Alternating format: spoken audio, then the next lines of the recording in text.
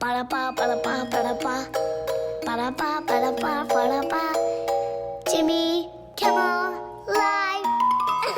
This is ridiculous. From his house. Hello, I'm Jimmy, and welcome to my house. I'm in mine, you're in yours. Is time even moving anymore? I don't know. I feel like maybe it got stuck. One thing I think we can all agree on after a month of this is there are too many hours in the day. We need to cut a few of the hours. Whose idea was 24 anyway?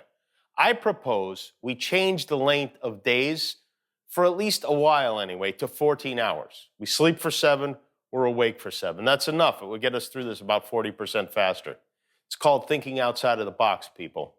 This is interesting. Walmart, you know that store with the old people in the vests out front? Walmart reports that sales of hair clippers and hair color have skyrocketed over the past 2 weeks because we've now entered the panic buying grooming products phase of this. Apparently that's a thing. There are phases of emergency time shopping trends. Week 1, we make a run on the hand sanitizer, soap, and disinfectants. Week 2, we buy up all the toilet paper. Weeks 3 and weeks 4, the stores sell out of spiral hams and baker's yeast. Week 5, we get into a shortage of hair care products. And next week, I think we're expected to run out of harpoons and pop rocks. So be sure to stock up on those. By the way, do you really need to color your hair right now? Who are you trying to impress, your cat? Today, as you probably know, would have been tax day, April 15th, but we got a 3-month extension. I wonder if we'll be able to write off bathrobes as a business expense this year. But I love that we got a 3-month extension the 1 year we finally had time to sit down and actually do our taxes on time. Basically, the government is hoping that by mid-July, everyone will have received their stimulus checks and can turn around and send them right back to the IRS. Some people have already received their relief money via direct deposit, but those who are waiting for an actual check are going to have to wait until next month because according to the Washington Post, the checks are delayed because someone decided he wanted to print Donald Trump's name on them. Gee, I wonder whose idea that was. This is the first time a president has ever had his name printed on a government check ever, which is delaying the delivery of relief checks so they could put your name on them might be the Trumpiest thing Trump has ever done. This is the dumbest thing he's decided to put his name on since Donald Jr., and that's saying a lot. The Treasury Department released an image today of what the check will look like when it does arrive, and there it is. Why on earth would he put his name on these? They're not from him. It's not his money. He didn't even put his name on the check he sent Stormy Daniels. These dollars are tax dollars we pay. As far as I know, he doesn't even pay taxes. Certainly hasn't produced any evidence of it. He's like a drug lord giving the villagers cash on Christmas so they look the other way the rest of the year. Trump will not be sending checks to the World Health Organization going forth. He says he'll stop all funding until a review has been conducted. Stopping funding to an organization that handles pandemics in the middle of a pandemic is like slashing your own tires because you're mad you woke up late for work.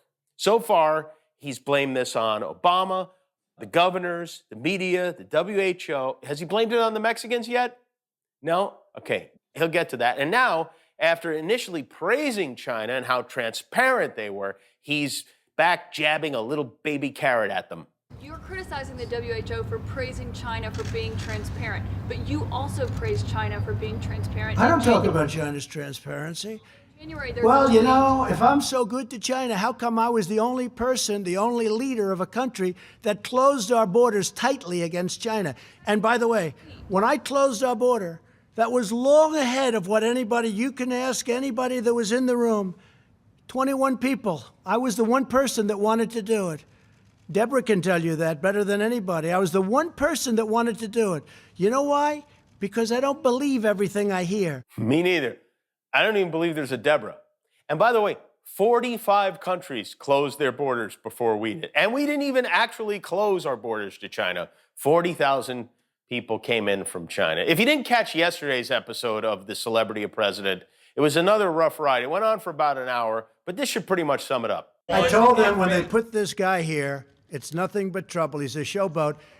If you keep talking, I'll leave and you can have it out with the rest of these people. I have 2 questions. One is from a One person question.